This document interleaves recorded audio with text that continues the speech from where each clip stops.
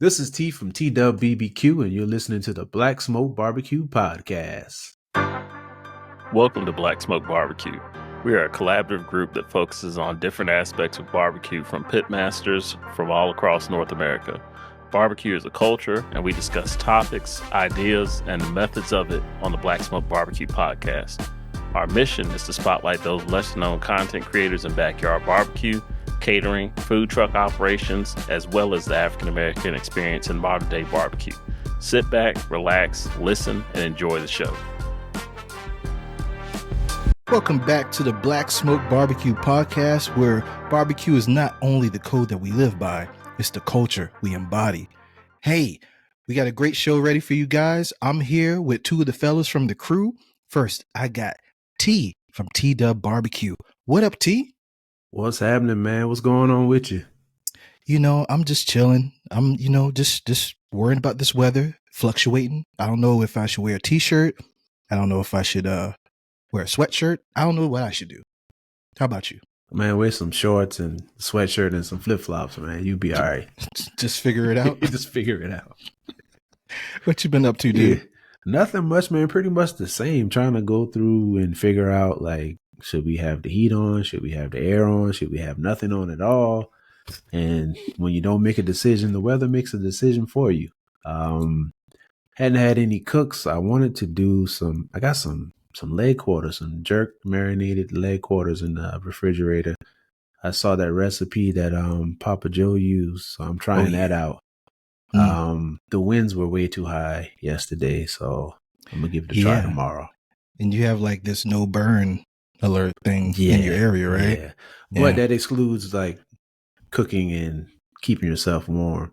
Somebody in one of those groups shared the actual rules. They were serious. Matter of fact, it was a barbecue group. It was y'all can go ahead and grill because it's matter of fact, I love South Carolina barbecue. They share that in there. Okay. Well, hopefully nobody tips over the grill. Right. Starts a fire. Oh, man. Next, we got Jeff. I call him East Coast Jeff because, he be on the East Coast a lot. From Outdoors with Jeff. What up, dude? Man, what's going on, Charlie? How you doing, brother? Hey, I'm just chilling, just trying to make it day by day. How about you, dude? Hey, man, doing good. Just been busy with work. You know how it is. I'm usually in the air on, anywhere between Sunday night and Monday night, and usually back on the West Coast by usually Thursday. Thursday is good. If it's Friday, that means somebody didn't do what they need to do. So then you got to do something. Yeah, exactly.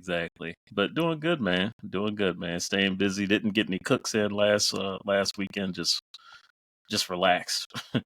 That's good. You need it. Partook of some adult beverages. Shout out to Uncle Nears. Shout out. And, shout out. And a few cigars and some good weather, and we had a good time. So that's it, man. Do you miss the East Coast weather? I know you on the East Coast a lot, so I know it's a lot different from Vegas. Like, which do you prefer at this point? Oh no, man, Vegas anytime. No, man, dude. Between the humidity and I'll tell you what, man, just the rain, because it rains on the East Coast. Yeah. Like it's like Vegas is only 4 inches of rain a year. When I was living in Georgia, we got about 53 inches a year. Yeah. So it's totally different, man. Between that and the humidity, lack of humidity in Vegas. So no, I don't like the East Coast weather. We're not friends at all. That's how you really feel, right? Oh yeah. Well, we got to come visit you soon, man. When you stay on the West Coast long enough, that is, because you over on our side most of the time. Catch me there on the weekend, man. You know where to catch me on the weekend now. Yeah, man. You know where to catch me on the weekend. It may be hard to get a hold of me because of the honeydew list and everything else, but yeah, you come on out there sometime. All right. Me and B got up. Not the last time he was out there. The time before last week we hooked up. So. All right. You got to take me to a casino. I'm just saying. Look, I'll take you to the neighborhood casinos, man. That's where Okay. you win a lot better. Good. Those ones on the strip. I didn't realize that till I moved out there. Yeah, that's what I heard Found out too. that the ones on the strip, they're literally set like you're looking at almost like a your win ratio goes up by about 3 times when you go to the neighborhood casinos because they want the folks that live there to keep coming back. So the Oh, machines are okay. set different and everything else, man. You come to the strip, they're like, hey, let's get this sucker. He's just here to drop some money and leave in a few days. So Oh, I ain't crazy now. I'll stay on the penny machine all day now. I'll come with $20, maybe leave with yeah. $5, but I'm good. Man, Hey I'm man, glad you look. said that, man. Because a guy Oh who was yeah. driving the shuttle the last time I was out there, he said that, and I thought maybe he was trying to get the ladies to come back and go out with him. Because he was like, Oh "Yeah, no, I'm gonna no, no, show no, no. y'all." Yeah, Nah, you go to those neighborhood casinos, man. Because I mean, dude, they're just as nice. I mean, they got the nice hotel and resort with them and everything else. But it's like, and that's the other thing too. Like out there, um, even before we had the decline of the malls and stuff like that, everything was at the casino. So it's like, you got the bowling alley, laser tag, all this stuff, food court, all these different things, where they just bring their families there. So it's like that's, the movie theaters, all that stuff is inside the casino. So it's like that's the entertainment thing. I mean, you got, dancing, you got the clubs, all that type stuff in there. And so you don't see malls out there like that. You'll see shopping centers, but you don't really see malls like that. Gotta take a trip out there, man. yeah, Long overdue. We gotta hook up on the West Coast and try not to cook on a gas grill. Yeah, yeah. We gotta get with Keenan too, man. Oh yeah. We'll get some yeah, whale. yeah. Shout out to Keenan. What up, Keenan? I know you said there like, man, I wish they would stop talking about that whale, man. Gonna get me jam up. Hey. Oh man. Well, you know what I forgot to do, like Brandon? I forgot to introduce myself. I am Charlie from Maverick Barbecue, and we are here to talk about all things great barbecue. First and foremost, before we go any further, I want to tell you to subscribe to our YouTube channel, Black Smoke Barbecue. Follow us on all the social networks, and we started a Patreon page for all you loyal listeners and watchers out there, for you to get exclusive content and some other benefits from us, like Black Smoke After Dark. Ooh, that sounds good, doesn't it? You can sign up on patreon.com/Black Smoke Barbecue and get all the benefits, all the details right there. You can reach out to us anytime to get more details about how the subscription works, but greatly appreciated. Greatly appreciated. All the loyal listeners and patrons, future patrons, sign up. Yeah, show us some love. So, guys, we are here to talk about a topic that came from one of our listeners, right, Jeff? Yeah, from Keith Hopkins. All right. So he wanted to know something about techniques on how to grill chicken on the Weber kettle, right? Yeah, basically want to know how to get the perfect chicken on the Weber kettle. And I said, man, I know 2 Weber kettle experts right there between T and Charlie, and then you got Al, who couldn't make it tonight. Oh, But yeah. I was like, that's perfect for T and Charlie, since y'all cooked on them. I've cooked on the unofficial Tebber kettles from Timu, but not an official Weber kettle. So Hey, Timu be kicking, boy. yeah, yeah. You can find hey, some gems there hey, here and there. don't sleep on Timu now. Timu Hey, about to take over. trust me. Hey, Nah, yeah. they're the new Wish. Exactly. Well, shout out to Al, man. I know when I first started really getting into the Weber kettle, I watched a lot of his videos. Although it was a lot of briskets, but the knowledge is transferable to other stuff too. Yeah. Fire management and all that. And I don't know if you guys agree with the whole thing about kicking the heat up on chicken, but doing it low and slow ain't the business, right? I think we could probably all agree to that. Yeah, definitely. I think you got to get that heat up just to get your skin right, and and it's a cook where you don't have to draw it out. You can get it done, but the biggest thing is the skin, in my opinion, in terms of getting that skin right and getting it to tighten up and start to get a little crispy and dry out a little bit. I know T cooks a lot of chicken on the kettle, a lot of it. Yeah. So you might be the larger expert out of the three of us in total. Give us some techniques, because depending on the cut of the chicken and the recipe that you're trying to do, I think we can go through like a few recipes which require different techniques. What is the type of technique that you normally like go to or set up on the Weber kettle that you usually go to when trying to do chicken? As of lately, I've gotten into this vortex thing. They make an actual vortex, which is just like an open cone where you put your briquettes in, and it just keeps everything, together. And what it does is it forces the heat up, and then it goes around the rim of the kettle, around the outside. So you line your chicken up around there, and it gets the temperatures up, over 400 degrees, 450. I've seen somebody got theirs all the way up to 600. I don't know how they did that, Ooh. but yeah. What part of the chicken were they cooking? I don't know. It might have been actually some like thighs or some drums or something, but what That it cook all the way. does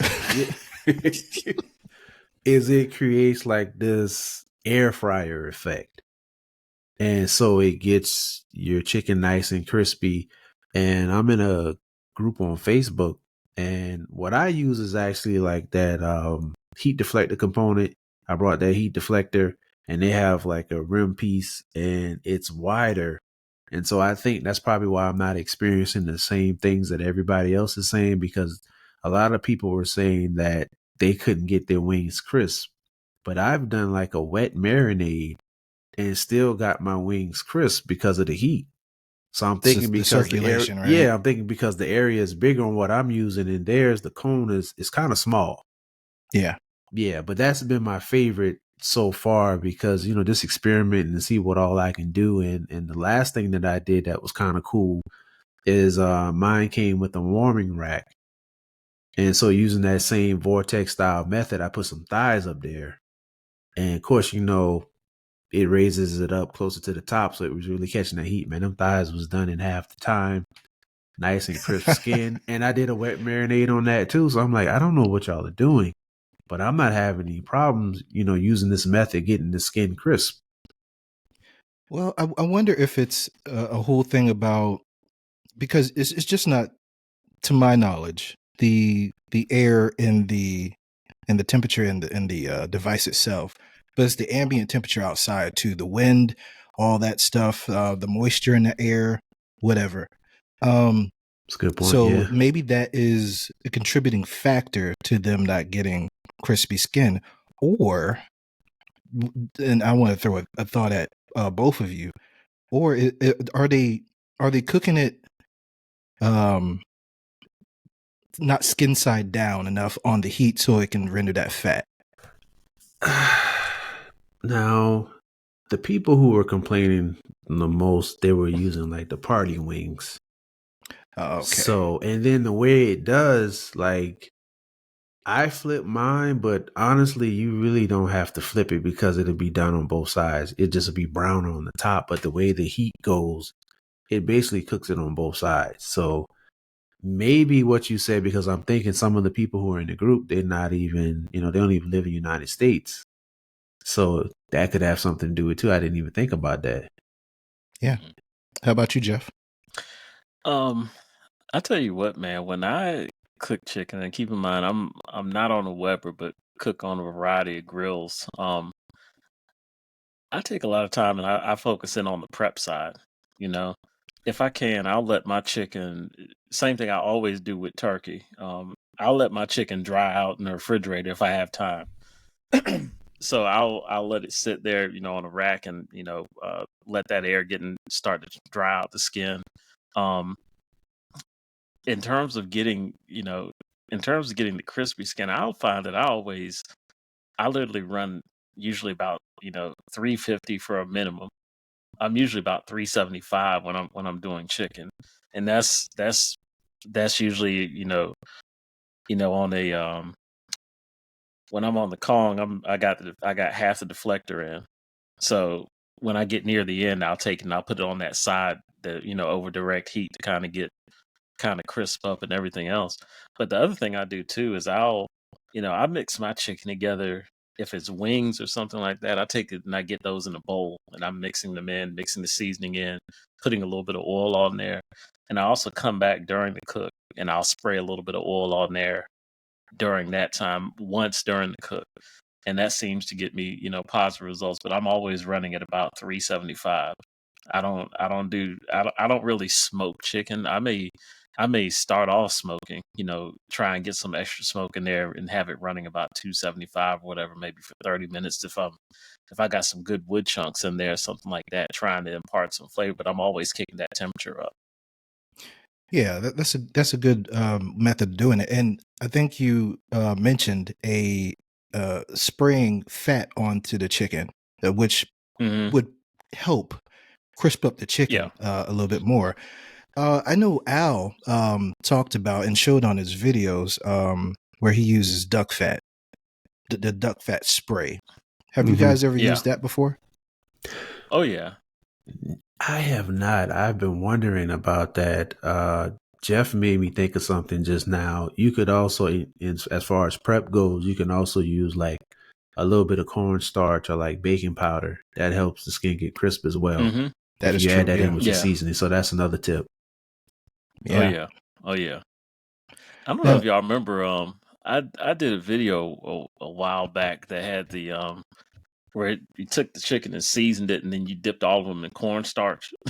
And then those things came out, and it came out just like literally smelled just like fried chicken on the grill. Yeah, and it was actually pretty decent. It was actually pretty decent. But yeah, it came out looking just like fried chicken. That was the crazy thing about it. It smelled like it too. Yeah, I remember I think I did that around the same time as you. And it was on the master build, that piece of trash. And it still turned out well. Because it used to overshoot the temperatures all the time anyway. So it was just going. But yeah, that is a good that's a good tactic to kind of ensure that you fortify that chicken and set it up for success to get crisp. You can watch a lot of cooking shows outside of barbecue, and they kind of use that as a way to let me make sure that I'm able to get a crispy skin. Even when frying it, they'll mix some of the flour in with the cornstarch, and then boom, that helps out a lot. But the other thing I wanted to kind of throw at you guys is the way that you have the vents, which is important to someone that wants to know how to get the right cook on the chicken and keep that airflow going. So I know, Jeff, that you don't use the Weber kettle that much or ever, but I think the skill is transferable. When you have your bottom vents, what do you guys suggest to have your bottom vents and your top vents at? All the way open, a segment open? How do you set it up? Well, that depends on what you're doing. Like that vortex method I was telling you about, you want to have both your vents wide open because you really get that heat flow going in there. Now, if you want to put like a wood chunk or some wood chips in there, you might want to close like the top vent a little bit, maybe halfway, so some of that smoke can kind of circulate around, so you get like that a smoky flavor. But with that method, definitely both vents wide open. If you're doing something more like a dual zone situation where you got a hot side and a cool side, um, it just depends, man. Because I kind of crack my bottom vent a lot, and I use the top vent as far as to control the heat. So the bottom vent, some people call it like your intake, and your exhaust is the top vent. So it just depends on your preference, man. Because I've kind of had like the bottom wide open, and also keep in mind it depends on how much fuel you're using. Like if you're using how much charcoal or how much lump charcoal or whatever you're using, how much you have in there. That's another thing you got to kind of think about, like how much you have in there, and you just got to kind of play with it and kind of adjust your vents until you get that nice steady temperature. Yeah, totally agree. Well, we got one of our other fellows that's going to jump into the conversation. We got BKC Cooks in the house. What's going on, Brandon Carpenter? Gentlemen, what's going on? Hey, just chilling, talking about some chicken, cooking it on the Weber kettle. We're trying to get some little advice to one of our fellow listeners out there that's looking for good techniques. And I know you probably don't cook on a Weber kettle that often. I'm sure you have before in your life, but we were on the topic of doing the whole crispy skin on the chicken. What type of advice would you give someone cooking on a Weber kettle and trying to achieve that crispy skin? So I know a lot of people give the advice to start skin side down to ensure that skin gets crisp. I'm of the belief of going indirect skin side up and finishing skin side down. And the reason I say that is oftentimes if you're not running a hot enough fire and you go skin side down, yeah, you can crisp that up. But it takes a while to render all the fat that's underneath there, especially if you're doing dark meat. Yeah. And it also takes longer to cook than white meat does. And so when you flip it over, you're going to have to do that in order to stop it from burning. But you're also getting steam coming out of that meat. That's why I prefer to go indirect skin side up first and finish skin side down. And on the Weber kettle, that is extremely easy to do. That's one of the things the Weber kettle is known for, is being able to set up an indirect cook, especially now with the hinge grates. You know, we didn't have the hinge grates growing up, man. You just had to lift that joint up with a stick and scrape stuff over. You know, hey, we all did it, man. But now with those hinged grates, man, you have so much flexibility on controlling your fuel and not moving the protein and stuff like that. But yeah, that's my preferred method. I know a lot of people swear by the starting skin side down first. I think on white meat, it's a good play. But if you're doing dark meat, I'm going to do it either way: indirect skin side up, finish skin side down. But that's my opinion, and that's what works for me, and it comes out great every time. But yeah, who disagrees? I'm ready for a fight. I'm not going to disagree with that. Me either. Yeah. Now, before I give my my thoughts on it, how you been, dude? Man, I'm fantastic, brother. I apologize for being a little tardy, man. I was stuck in Austin traffic, if y'all don't know. Oh, man, you don't got to apologize. We got like 2 streets in Austin, and they both fill up around this time, man. And yeah, I got caught. Yeah, that's all good. Hey, happy to have you. Happy to have you about a part of the conversation. Now, my thought is in line with everyone. In terms of the setup that I do, and you mentioned the hinge grates, which kind of leads me into the setup that I kind of put on the Weber kettle, is I put coals on each side of the Weber. And if I'm doing like chicken legs, chicken thighs, something that I wanted to just, because I don't have the vortex, right? Don't have that. So I'm letting the heat come from both sides and just kicking it up with the vents open at the bottom. And I'm trying to get that airflow going and that heat from both directions. Then I turn it if I need to, but I try to keep that heat up because if it's a little too low, you're probably going to get rubbery skin, right? Yep. Then, in line with what we were talking about before you got on, is using spraying some fat on the skin to kind of help it along. I know Al was talking about some duck fat. I used that a couple of times, but using that as a helper. And T, you mentioned the whole cornstarch thing. All great techniques. So if you're trying to achieve crispy skin, I think the collection of advice with everyone here is going to help you with that. Now, sometimes you're not always getting crispy skin on your recipes. So I know that when you're doing something like jerk chicken, or you can correct me if I'm wrong, like peri chicken, you may not get the exact crispy skin that you're looking for. Or maybe if you're doing pulled chicken, nah, probably not. But what are your techniques? And I'll ask you, T, on cooking jerk chicken, what are the cuts of chicken that you like to use, and what is your techniques of cooking it on Weber kettle? Man, it just all depends. It's been times that I cut up a whole chicken and did each part. I would say probably my most, I think the go-to would be leg quarters, because Oh you know yeah. how thighs really absorb like whatever you're marinating in. And so I found my love for leg quarters again, man. So whenever I'm trying like some type of liquid marinade or something like that, I go with leg quarters, and that's what you normally get anyway when you go to a Jamaican restaurant. You get the leg quarter to just chop it up.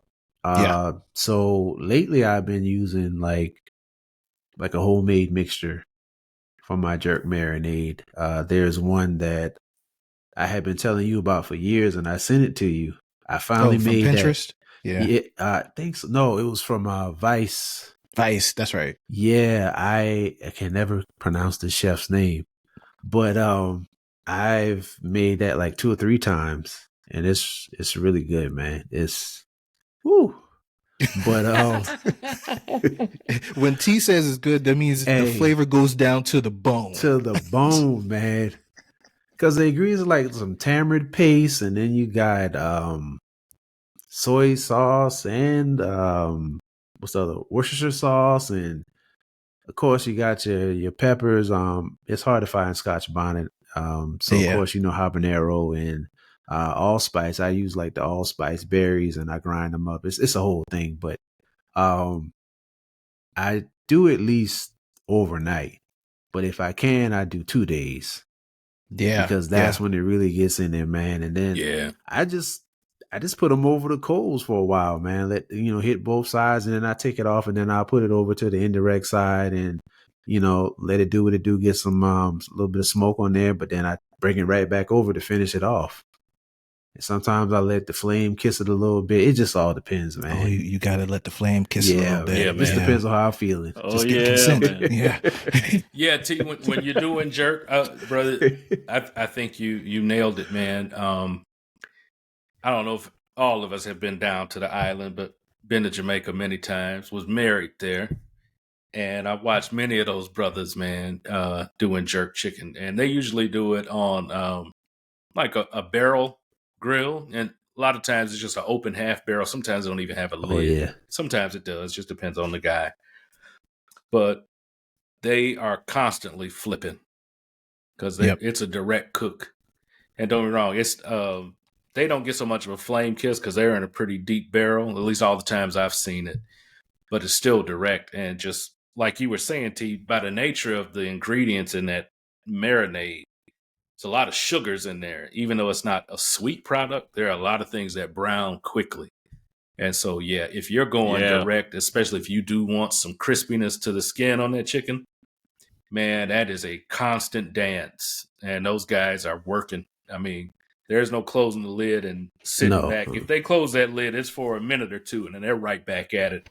I mean, yeah, jerk is tricky if you want crispy skin. But yeah, I wanted to say, Charlie, because you were talking about all the different techniques. There is a technique for chicken for crispy skin where you have to add nothing.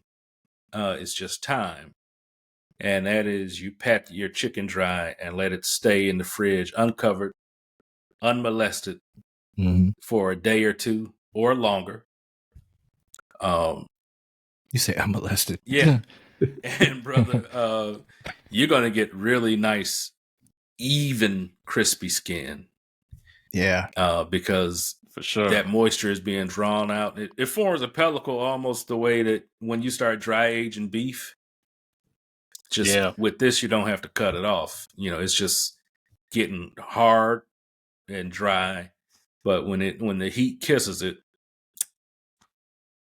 yeah. I got a question about it. So does it matter if you sprinkle salt on it or not? Does that really?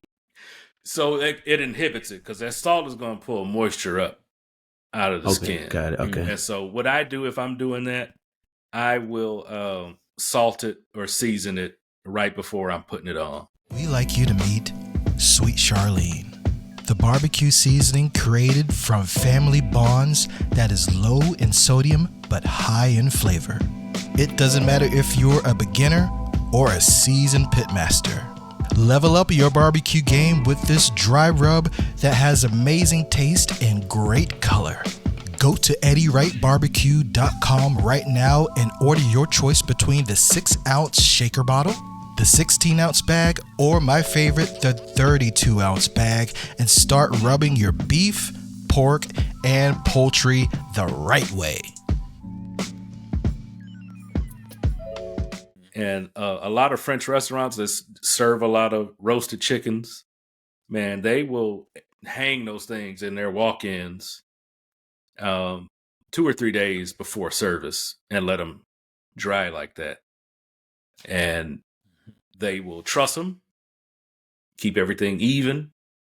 And man, I know y'all have all seen those like French rotisserie chicken joints that are on the side of the road, and that's what they do, man. They hang those chickens, dry them out, and they just load them up, and that's why they all look so even and golden brown. Yeah, they're not putting them things on wet out of the grocery store bag. No. You got to dry those things out, man. Oh yeah, and you don't have to worry about adding any fat or anything like that, man. It's just time. You brought up something really cool. So the thing about Weber Kettle is you can go like for how much money you have, you can buy accessories for it. Just stay on Amazon and just shop your life away.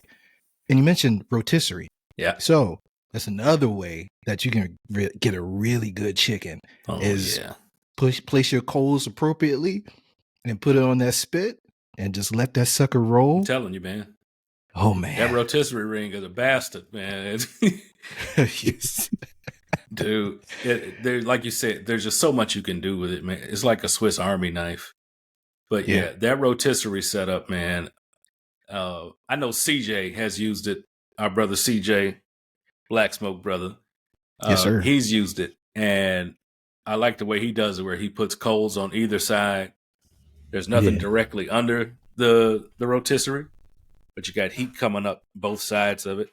And man, you can throw wood in there, and you're getting good smoke, and you're crisping that thing up all at the same time, man. It's just it's hard to beat, man.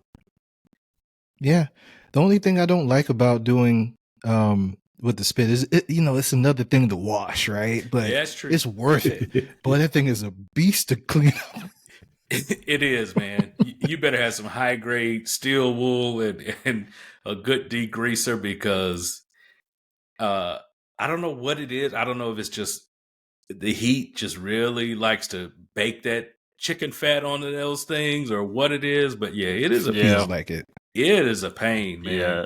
But like you said, dude, it's a beast, man. Yeah. But it works, man. We used to have that at Sam's with the rotisserie ovens. Oh yes. And we literally had these huge soaker bins. And it was a I can't remember the name of the stuff, but we had to sit that stuff in there for about 6 hours and then go and clean them afterward, man. And that helped a lot, man, because if not, you weren't getting any of that stuff off like to get it 100% clean. Mm-mm. But you're absolutely right, man. There's something about the heat and that fat and everything else dripping down, and it just dirties it on up. But the end product is great, man. Yeah, it is. Yeah. So what other techniques do you guys have for achieving a great chicken? Maybe, I don't know if our listener wants to do like pulled chicken or whatnot, which I think that is probably the easiest way to go. You just need time. But in terms of making sure that your chicken's done, because you don't want to cook chicken. I know we preach this all the time, but the thing is, get a meat thermometer. Yes. Please. Yeah, don't try that. I mean, it's cool to be like, I can see, but you really don't know. And something like poultry, you want to make sure it's done, but you want to make sure that it's not overdone if you're talking about the breast. But right. Please check the temperature. Well, hey, let's talk about cooking chicken breast, because That's fun. That's just always fun. Yeah. All right, look at it like this, man. The only time I want chicken breast is if it's fried. The white meat and dark meat on chicken are so vastly different in texture, taste, fat content, flavor. Wings and breasts, fried, I'll take them all day, twice on Sunday. Any other preparation, I don't care if it's baked, roasted, grilled, stewed, whatever it is, give me dark meat. Because that's when you're getting into sawdust territory, man. But as far as keeping them even and making sure they're cooked, there's a couple of things I think you can do. I think that if you're going to keep the chicken whole, trussing the chicken, tying it up so that it's in a compact package and an even shape, that's going to help you get more even cooking. If you're not up to doing that, and really the only practical reason you would do that is, again, if you were spit roasting it like on a rotisserie. Aside from that, man, you better spatchcock that bird. Yes, sir. Save yourself. Yes, sir. Look, save yourself a lot of time, effort, mess. Yeah. And you're dealing with a lot less when it comes to dealing with the finished product too.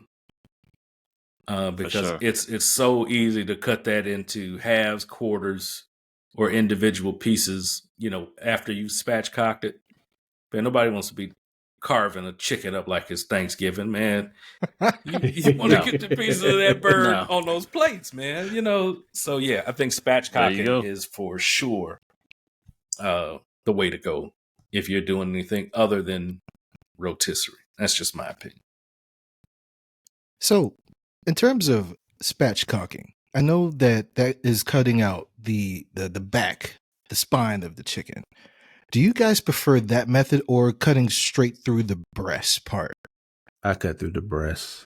I like that back fat to be in there. It seems, and we've talked about this. We've talked about this in episodes before. I think Al Big called back it. tea. Yeah, I think Al called it a reverse spatchcock. What I do, but I just like that back in there. Now there are times where I do a spatchcock, but I don't cut the backbone out. I go straight through the middle, and it's still there. Yeah, that's just my preference. Like there's meat on the back, and I'm not going to save it for any type of stock or anything. I'm not going to do that. So, hey, I don't know if my brother-in-law listens, but he told me that's his favorite part of the chicken. Hey, the back. Hey, it got a lot of flavor, man. Listen, sir, I grew up on chicken backs. There was days where it was fried backs with rice and gravy, and you better make it work. You better get to it, like, bruh. I'm with you, T. I bought some chicken backs on accident one time. I don't know. How'd you do that?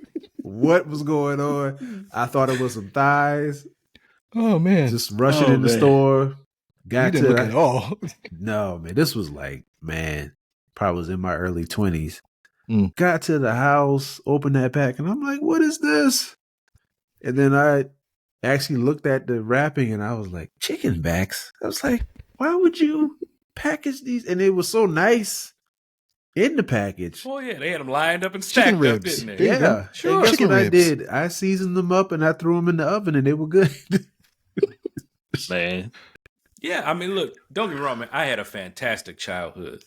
Was not impoverished in any way. But there was, from time to time, man, I suppose things got tight. And you come home from school, man, you got a plate full of backs and a whole bunch of rice and gravy. So it was still good eating, man. It was still good eating. I tell you, how they gentrify stuff. If they package them up and label as chicken ribs, we're in trouble. Price will go up. Oh, yeah. We're in trouble. Of course. Oh, yeah, for sure. Don't take that idea. No. And I imagine these days they probably sell them for to make stock with. People will roast the bones. But No, man, that ain't the way we ate them. Oh man. Hey, but Brandon, to jump back on what you're saying about that spatchcock, man, dude, I think that's if that's the only way.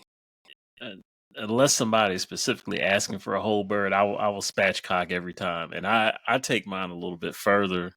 Be it with chicken and turkey. I'll go ahead and I can't remember where I learned it from YouTube somewhere, but dude, I'll sit up here, I'll trim that thing down, I'll spatchcock it, I'll cut the ribs out, cut the wishbone out, so where I can sit up there and just slice that thing right off the. Oh yeah. Just take the whole breast off, and then you can just slice all the way up, so you don't have to worry about that wishbone in there when you're trying to slice that thing up. And what I also do is on the breast, I season under the skin. So if I'm doing, I Yeah. usually put my sugary rubs or whatever. When I spatchcock, I'll pull that up and I'll stick my hands through there and put the seasoning on there, the sugary rubs inside, and then put the salt, pepper, garlic on the skin on the outside. And I'll take the leg quarters too, and I'll flip those out, turn them to where you can, if you can pop it out and literally just have you're looking at the meat. So you're seasoning the meat on the thighs and the legs, on the thighs and the legs as well. So I do that also. So, but man, after my first time spatchcocking, I ain't never going back. I don't blame you, man. I don't blame you. Yeah. And Great technique. T, the way you do it, my man Al Fragoni, shout out to Al. Really, really cool cat. I've seen him do it the way that you do it, and he was saying that that's really typical down there in South America, the way when they do like their big asador setups.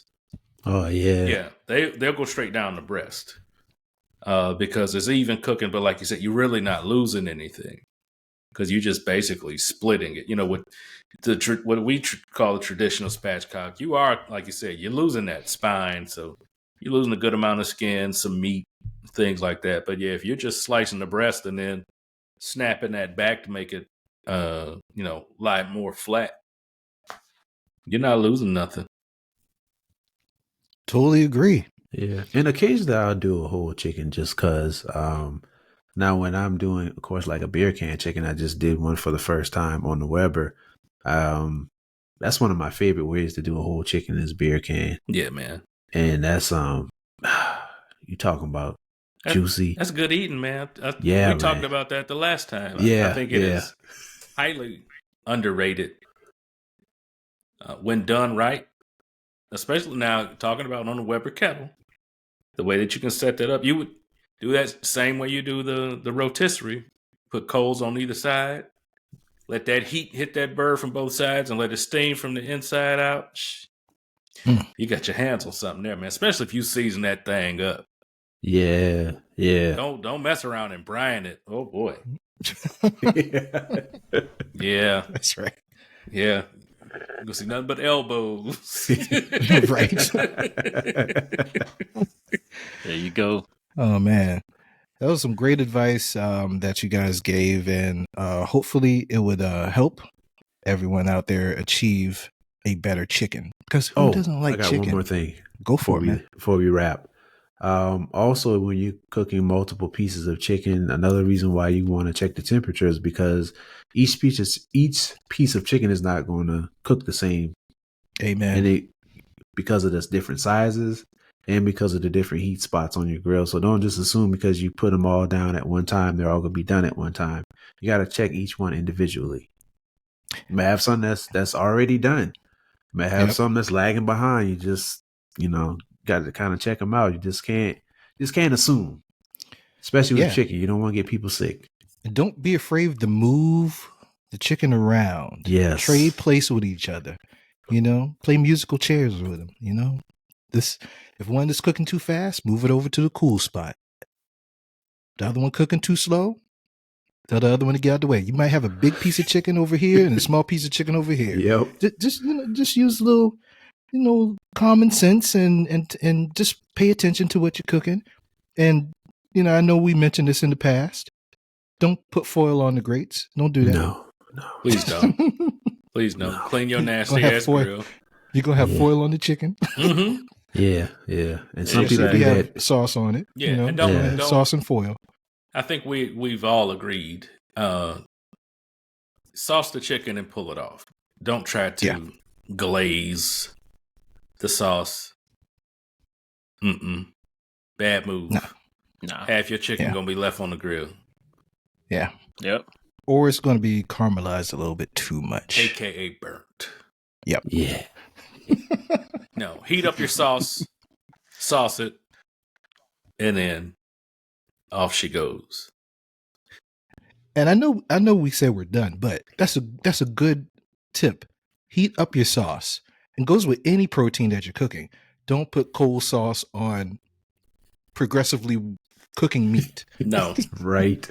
no, you're going backwards. Your temp thermometer is going to give you a false reading every time. Yes, you're going backwards. And Yeah. and speaking of temps, y'all stop making sawdust out of these birds. Get you a thermometer.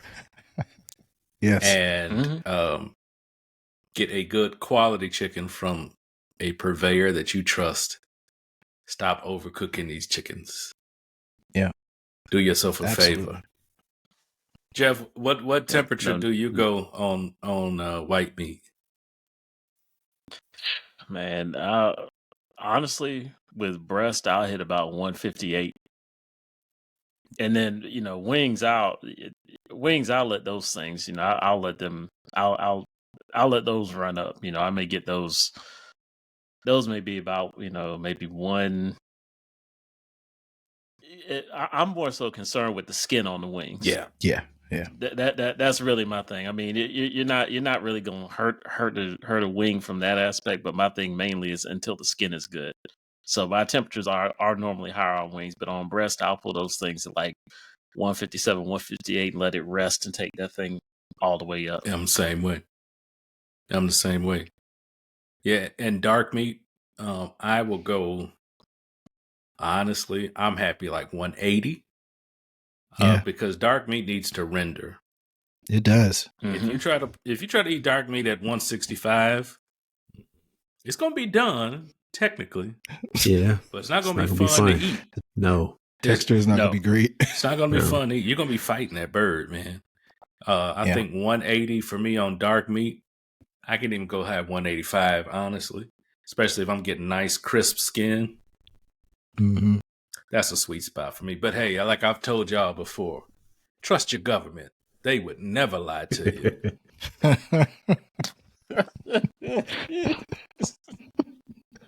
And that's all I'm going to say about that. That's the truth. Yeah. Oh man. Yeah, I think I'm with you on the dark meat. I want to have the fat rendered enough, and then I want to give it a chance to kind of separate from that bone a little bit. Oh man, Yeah. that's the best part. Let that right there, meat man. break down a little bit. That's right. You got to keep an eye on it, look at it, and use a temp probe. There's a couple of different skills. You'll get used to it, hopefully. Never know. Some people get great at it, some people don't. But we wish you well. We wish you well. So, guys, great show. Let's go around and tell everyone where to find us on the socials. B, where can they find you on the socials and that luxurious mane? Y'all see it shining and glistening. You can find me and this luxurious man all over the place. Look for BKC Cooks. We will be there. We're not on that X joint, Twitter, whatever you call it. We don't do that, but everywhere else, you will find us there. All right. And T, where can they find you on the socials? Catch me at tdub.bbq on all the socials, tdub-bbq on YouTube. If you're into poetry, you can catch me at the Brown Sugar Cafe on all platforms. Also, the Brown Sugar Cafe podcast, season 4 is in full effect. And I'm forgetting something. Tell them about the book, T. Yes, my book, my latest book, Pain is Not Our Only Paintbrush, is a collection of poetry. Grab this book. It's on my website, thebrownsugarcafe.blog/hope. Yeah, that's it. Put it in your collection.